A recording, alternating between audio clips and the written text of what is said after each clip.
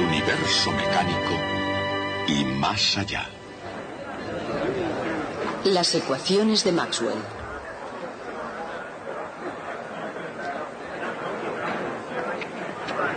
Cuando yo iba a la universidad, como ustedes ahora, hice un curso de historia moderna. Y en una de las clases dijo el profesor: y con esto damos por terminado el siglo XIX. Alcé mi manita con timidez y le dije: señor profesor, entonces éramos muy respetuosos, le dije: señor, usted ha dedicado 2 semanas a explicarnos la teoría de la guerra en el siglo XIX y no ha dicho ni una palabra sobre las teorías de James Clerk Maxwell. Esa teoría de la guerra en el siglo XIX es un tema de significación poco duradera, mientras que lo que hizo Maxwell afecta cada día de nuestras vidas. ¿No le parece que es una extraña distorsión sobre lo que es importante en historia? Después de todo, quizá no fuéramos tan respetuosos. Quizá molesto, o tal vez picado por mi pregunta, demostró que sabía quién era Maxwell y explicó brevemente a la clase lo que había hecho. El punto es que la historia de la ciencia es la hijastra de la profesión de historiador. La mayoría de los historiadores la ignoran precisamente porque no la entienden. Son como esos que buscan las llaves debajo de la lámpara porque es donde hay luz, aun cuando las hayan perdido en otra parte. Bien, les diré lo que voy a hacer yo. No les voy a decir ni una sola palabra sobre la teoría de la guerra en el siglo XIX. Lo que voy a hacer es hablarles sobre las bellas teorías de James Clerk Maxwell.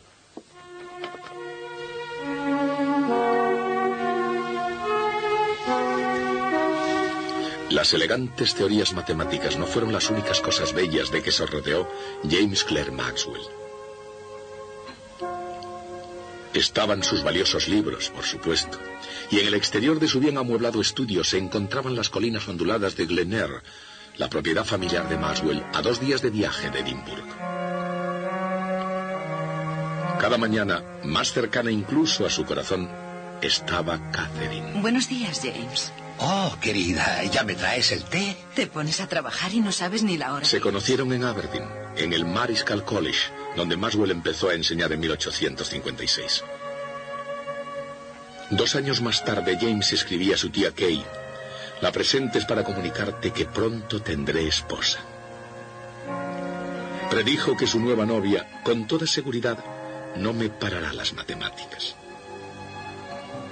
Y como ya era característico en todas las predicciones científicas de Maxwell, esta fue igualmente exacta.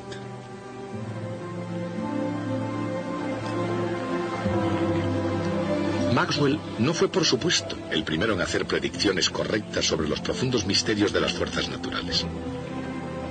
2 siglos antes, Isaac Newton ya había escrito un libro sobre el tema, pero tuvo que expresarse en términos de acción a distancia.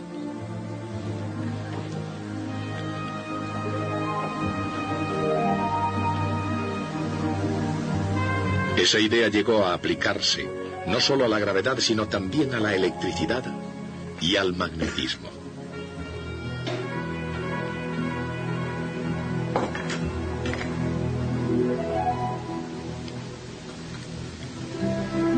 Después, en la década de 1830, pisando los talones a los franceses Coulomb y Ampère, y sobre todo siguiendo la pista de Hans Christian Ørsted, apareció Michael Faraday.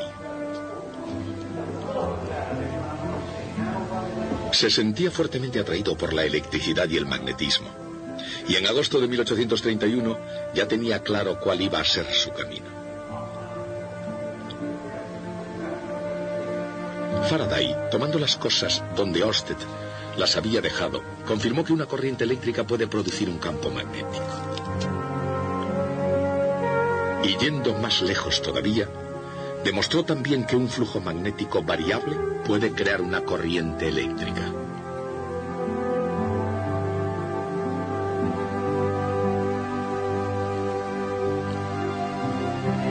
Y que una corriente eléctrica variable en un circuito puede inducir el que aparezca una corriente en otro.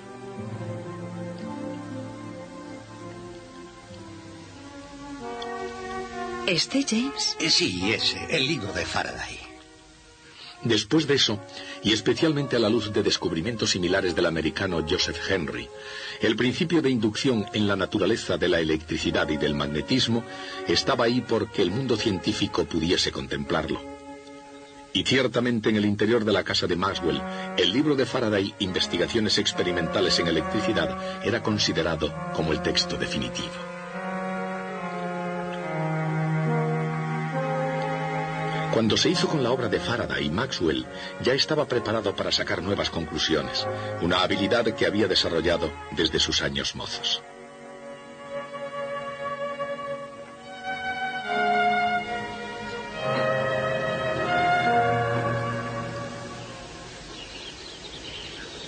Cuando era estudiante en Cambridge, el profesor de matemáticas de Maxwell hizo la siguiente observación: parece imposible que él piense algo incorrecto en temas de física.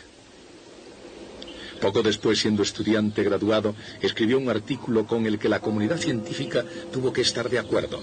Su título era Sobre las líneas de fuerza de Faraday.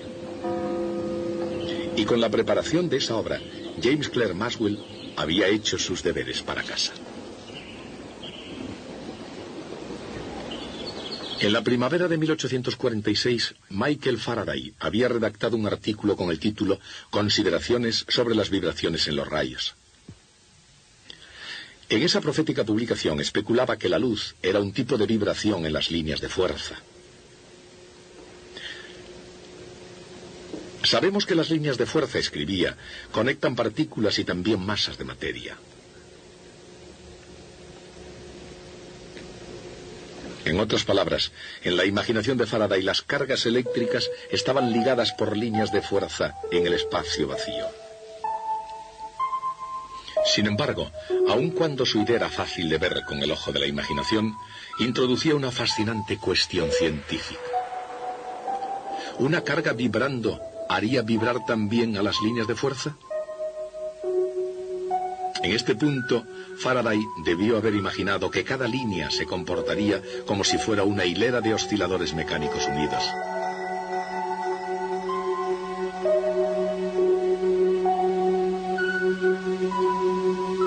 Y en ese caso, habría visto una perturbación propagándose a lo largo de la hilera, bien como onda longitudinal,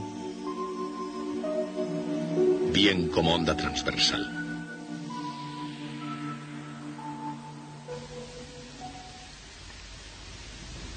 Independientemente de la forma que puedan haber tomado esas vibraciones en su imaginación, lo importante estaba en el hecho de que Faraday las había visto.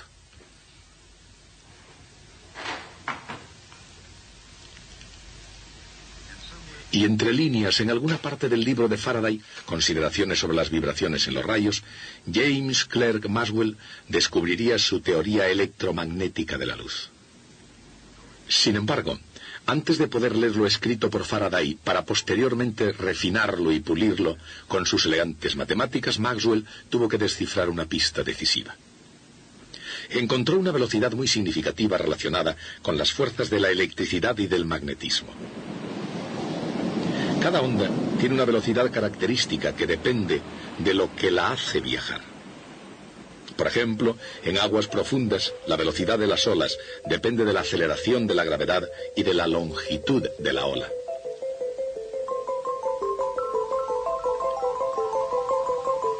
En el aire, la velocidad del sonido depende de la presión del aire, así como de la densidad del medio.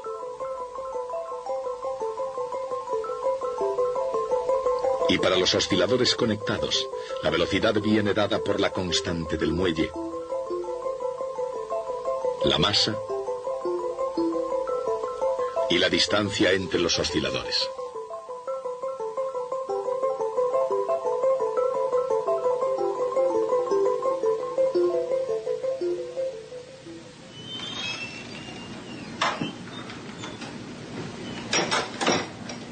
Había llegado el momento en que Maxwell se sentara a determinar la velocidad de las ondas en las líneas de fuerza de Faraday.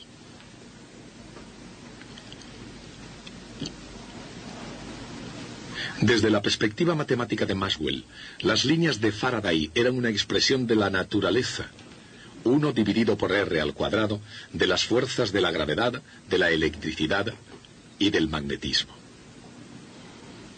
Y al mismo tiempo cada una de ellas tiene una constante específica. Y al caer en unas manos científicas adecuadas, esos hechos llegaron a convertirse en lo siguiente. Puesto que las fuerzas fundamentales de la electricidad y del magnetismo no son independientes, la constante eléctrica K sub E y la magnética K sub M deberían estar relacionadas. Pero la cuestión es, ¿cómo? El cociente K sub E partido por K sub M tiene por unidades metros al cuadrado dividido por segundos al cuadrado. Dicho de otra forma, son las unidades del cuadrado de una velocidad. ¿Pero de qué velocidad? Su cuadrado es 9 por 10 elevado a 16 metros al cuadrado dividido por segundo al cuadrado. Dividan la constante eléctrica entre la constante magnética. Y ahí está, la velocidad de la luz.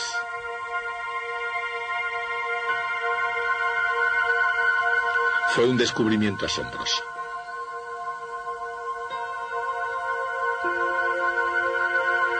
Después de 50 años de un minucioso examen científico en otros lugares, James Clerk Maxwell vio la luz y encontró su velocidad en las fuerzas de la electricidad y del magnetismo.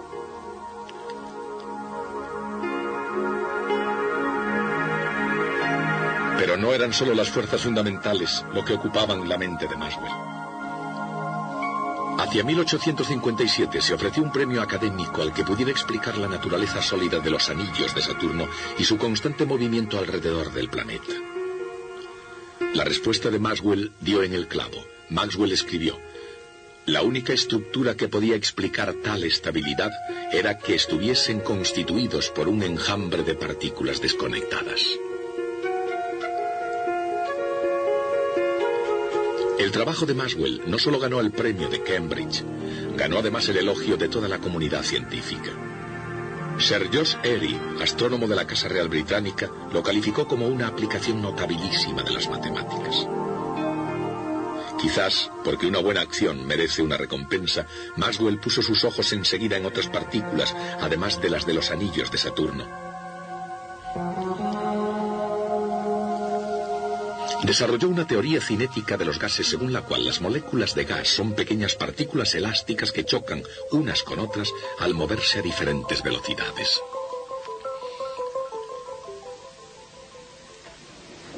Maxwell pensaba que toda investigación en física debería avanzar basándose, según sus palabras, en principios estrictamente mecánicos. Y esa creencia no solo llevó a Maxwell a su teoría de los gases, le condujo también a sus grandes logros en electricidad y magnetismo.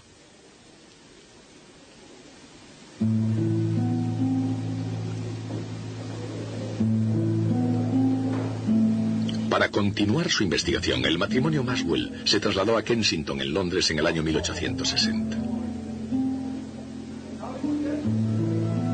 En el King's College, durante 5 años fue fecundo, tanto en la teoría cinética de los gases como en electricidad. Y aquí, en la Royal Institution de Londres, Maxwell conoció finalmente a Faraday. Faraday, como recordarán, había visto la electricidad en términos mecánicos, no solamente como una idea que estaba en armonía con la acción a distancia de Newton, sino como algo de líneas físicas, una estructura sólida de fuerzas que irradiaba a través del espacio.